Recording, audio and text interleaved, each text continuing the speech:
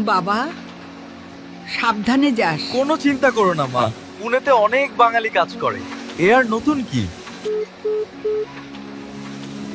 উফ, আজ কাজের খুব চাপ ছিল, চল জলদি ঘরে যাই। तुम बंगाली लोग बिना बंगला बोले रह नहीं सकते हो ना? না, বাংলা না বলে থাকা মুশকিল।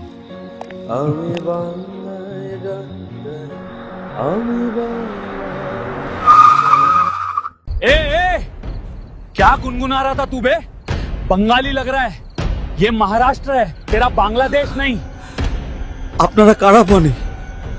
साले ज्यादा मुंह चलाता है, मारो इस बांग्लादेशी को, मारो इन बांग्लादेशियों को। रुक, इन बंगालियों की खैर नहीं। দাদা, আমাকে মারবেন না, আমি বাংলাদেশি নই, আমার পুরো পরিবারের কেউ বাংলাদেশি নয়, আমি হিন্দু ঘরের ছেলে। जो बंगला बोले वो बांग्लादेशी। আমি বাংলাদেশি নই।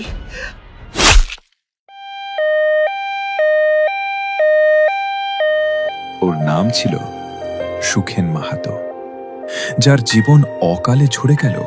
কেন জানেন? কারণ ও মাতৃভাষায় কথা বলছিল।